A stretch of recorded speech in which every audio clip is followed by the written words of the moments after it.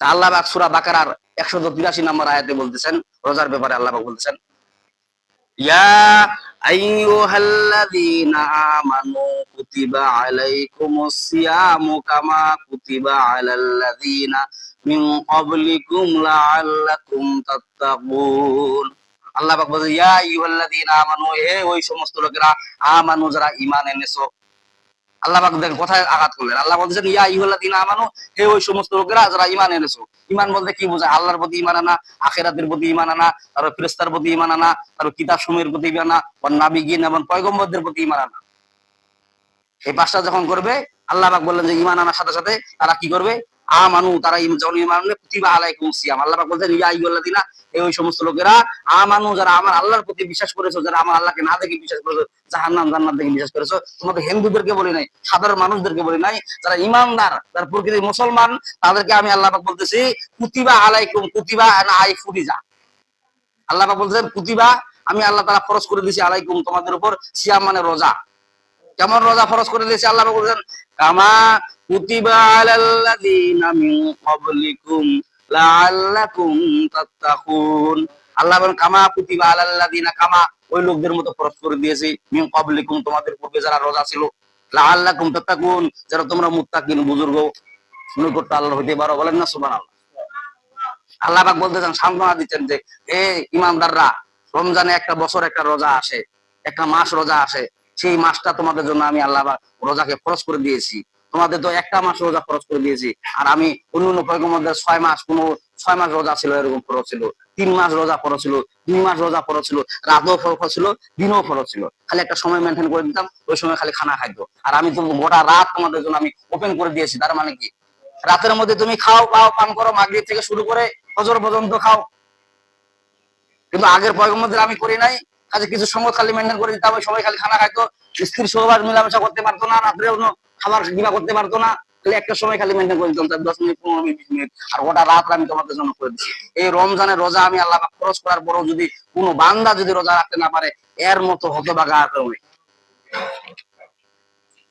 কোরআনের আয়াত আল্লাহ ডাইরেক্ট স্পষ্ট ডাইরেক্ট বলতেছেন। আল্লাহ পাক সূরা বাকারার 183 নম্বর আয়াতে বলতেছেন, আল্লাহ পাক বলতেছেন, ইয়া আইয়ুহাল্লাযীনা আমানু, হে ওই সমস্ত লোকেরা যারা ঈমান এনেছো, কুতিবা আলাইকুমুস সিয়াম, তোমাদের উপর আমি রোজাকে ফরজ করে দিয়েছি, কামা কুতিবা আলাল্লাযীনা মিন ক্বাবলিকুম লাআল্লাকুম তাত্তাকুন, এমন ভাবে ফরজ করে দিয়েছি যেমন নাকি তোমাদের পূর্ব পয়গম্বরদের প্রতি আমি আল্লাহ পাক রোজাকে ফরজ করে দিয়েছিলাম।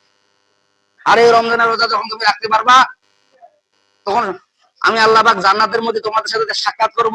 আল্লাহু আকবার। রায়হান নামক একটা জান্নাত দিব, সেটা কেবলমাত্র রোজাদারের জন্য। আর একটা রমজান রোজা যদি কেউ যদি না রাখে, ইচ্ছাকৃত যদি ছাড়ে দেয়, 60টা রোজা কাফারা দেওয়া লাগবে। বলে না নাউজুবিল্লাহি মিন যালিক। আবার বলা হয় যে যদি 60টা রোজা যদি আপনার যদি না দিতে পারে, তাহলে 60টা মিসকিন, 60টা মিসকিনকে খানা খাওয়াইতে হবে। একটা মিসকিন যদি বলে যে তরকারির মধ্যে লবণ ঝাল হয়েছে বা কিবা হয়েছে, তাহলে আবার 60টা মিসকিনকে খাওয়া খাইতে হবে।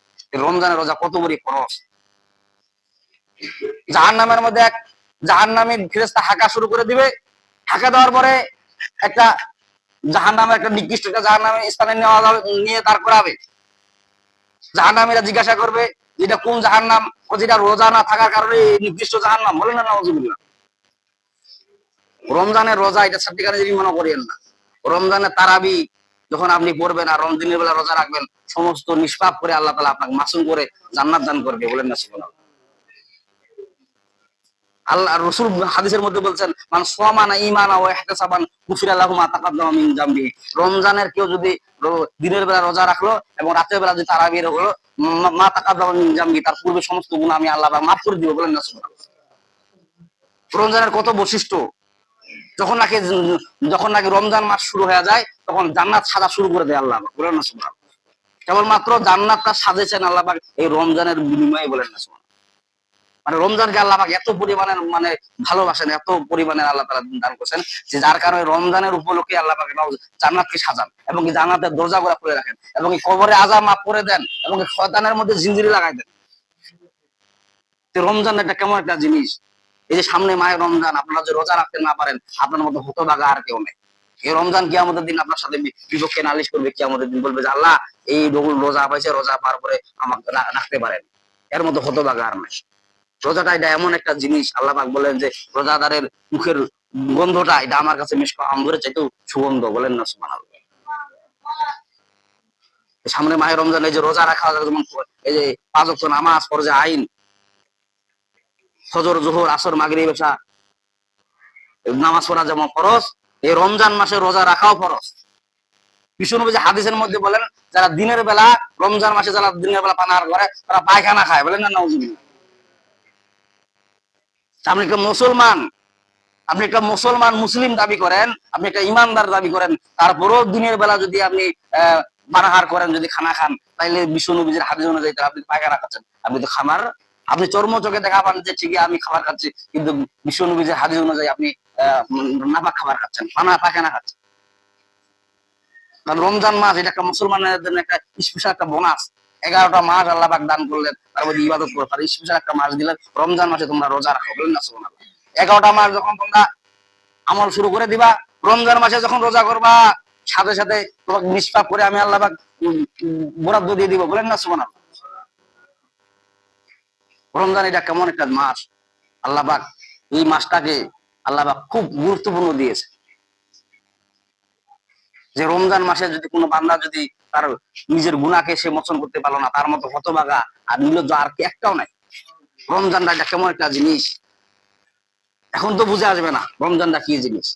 যখন আমল নামা হাতে ধরায় দিবে আল্লাহ পাক কিয়ামতের দিন, তখন বলবে যে হাই সর্বনাশ, রমজান মাসে যদি রোজা রাখতাম। আল্লাহ পাক স্পষ্ট কোরআনে বলতেছেন যে ইয়া আইয়ুহাল্লাযীনা আমানু কুতিবা আলাইকুমুস সিয়ামু কামা কুতিবা আলাল্লাযীনা মিন ক্বাবলিকুম লাআল্লাকুম তাত্তাকুন। আল্লাহ বলেন ইয়া আইয়ুহাল্লাযীনা আমানু, হে ওই সমস্ত লোকেরা যারা ঈমান এনেছো, কুতিবা আলাইকুমুস সিয়াম, তোমাদের উপর আমি রোজাকে ফরজ করে দিয়েছি। কুতিবা আলাইকুমুস সিয়াম মানে কি? ফরজ মানে কি? বাধ্যতামূলক মানতে হবে, না মানলে ফরজ তরফ করা গুনাহ আমল নামায় চলে যাবে। আপনি যত ইমানদার দাবি করেন, যত মুসলিম দাবি করেন, রমজানের মসজিদে রোজা যদি রাখেন, তাহলে আপনি কখনো প্রকৃত মুসলমান হতে পারেন না। আল্লাহ পাক 5টা জিনিস, কালেমা, নামাজ, রোজা, হজ, যাকাত, 5টা জিনিস ফরজ করে দিয়েছেন মানুষদের জন্য। যাদের উপর যাকাত ফরজ হয়েছে তাকে যাকাত দেওয়া লাগবে, যাদের হজ ফরজ হয়েছে ফরজ। মনে করেন যে এখানে 5টা খুঁটির মধ্যে যদি একটা খুঁটি যদি না থাকে, ওটা ভালো থাকবে কি? কখনো ভালো থাকতে পারে না।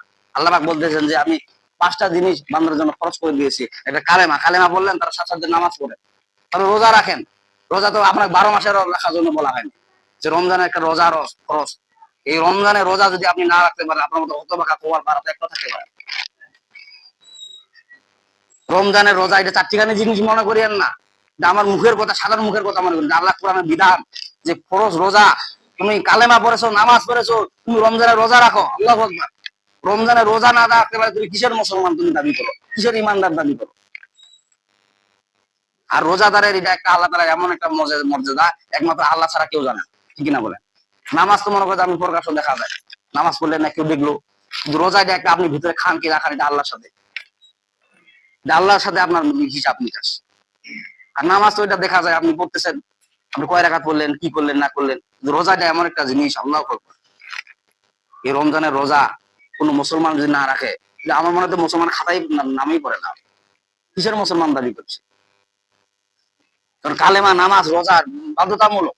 কারণ যেটা আল্লাহ কোরআন আয়াত নাজিল করে আল্লাহ সান্ত্বনা দিচ্ছেন, আল্লাহ বলতেছেন যে হে আমার বান্দারা, তোমরা কি করো, রমজানের, দেখেন সূরা বাকারার 183 নম্বর আয়াতে আল্লাহ পাক বলছেন ইয়া আইয়ুহাল্লাযীনা আমানু কুতিবা আলাইকুমুস সিয়ামু কামা কুতিবা আলাল্লাযীনা মিন ক্বাবলিকুম লাআল্লাকুম তাত্তাকুন। হে ওই সমস্ত লোকেরা যারা ঈমান এনেছো, কুতিবা আলাইকুমুস সিয়াম, তোমাদের উপর আমি রোজাকে ফরজ করে দিয়েছি। কেমন ফরজ করে দিয়েছি? কামা কুতিবা আলাল্লাযীনা মিন ক্বাবলিকুম, কামা কুতিবা, কামা মানে তেমন, কুতিবা আলাল্লাযীনা, তোমাদের পূর্বপুরুষদের যেমন আমি ফরজ করে দিয়েছি। তার মানে কি ইব্রাহিম আলাইহিস সালামের আমলে, মুসা আলাইহিস সালামের আমলে যত পয়গম্বর ছিল তাদের জন্য আল্লাহ পাক ফরজ করে দিয়েছিলেন রোজাকে, বলেন না সুবহানাল্লাহ। শরীরের যাকাত আছে না নাই, বলেন দেখি? শরীরের যাকাত আছে না নাই? ধন সম্পদের যাকাত আছে, ধন সম্পদের যাকাত নাই? ধন সম্পদের যাকাত কি? আর ওদের 10 ভাগের 1 ভাগ দিয়ে আল্লাহর রাস্তায় দিয়ে দাও, ঠিক না? যাকাত দাও, গরিব দুঃখী মিসকিনের দাও। শরীরেরও যাকাত আছে, সেটা হলো কি রমজানের রোজা রাখা, বলেন না সুবহানাল্লাহ। 11টা মাস যখন আপনি পানাহার করলেন, খানা খাইলেন, খাওয়ার পরে একটা মাস যখন আপনি রোজা থাকবেন, তখন আপনার শরীরের মধ্যে অসুখ বিসুখ যত রকমের বেমার আছে, আল্লাহ সব বেমার আল্লাহ মাফ করে দিবেন ওই রোজার উসিলায়, বলেন না সুবহানাল্লাহ। যে ডাক্তার ট্রিটমেন্ট, তার মানে কি যে ব্যক্তি বেশি পরিমাণে রোজা থাকে আর শরীর স্বাস্থ্য ভালো থাকে। এই যে একটা রমজান মাস, 11টা মাস যে আপনি খালেন, একদম মানে মোকাম্মাল খাওয়া খাচ্ছেন, যখন নাকি রমজান মাসে যখন রোজা থাকবেন, তখন আপনার শরীরের মধ্যে যে আপনার যে অসুখ বিসুখ যে আছে, এগুলো আল্লাহ তাআলা মাফ করে দিয়া আপনাকে একদম সুস্থ শরীর দান করে দিবেন। একদিকে সুস্থ শরীর, আরেক দিকে আপনাকে আল্লাহ নেককার বানায় দিবেন এই রমজান আসার উপলক্ষে। বলেন না সুবহানাল্লাহ। আর বিশ্বনবী যে রমজান মাসে বেশি বেশি করে দান সদকার কথা সাহাবীদেরকে বলতেন, যে আমার সাহাবীরা তোমরা রমজান মাসে বেশি বেশি করে দান সদকা করো, কারণ অন্য মাসে 1 টাকা দান করলে রমজান মাসে 70 টাকা সওয়াব। অন্য মাসে যদি 1 রাকাত নফল নামাজ পড়ো, রমজান মাসে 1 রাকাত ফরজ নামাজের সওয়াব। এই জন্য বেশি বেশি করে বিশ্বনবী যে রমজান মাসে ইবাদত বন্দেগী করতেন, এবং রমজান মাসের মুখের রুচি আল্লাহ বেশি ভালো রাখেন। বলেন না সুবহানাল্লাহ।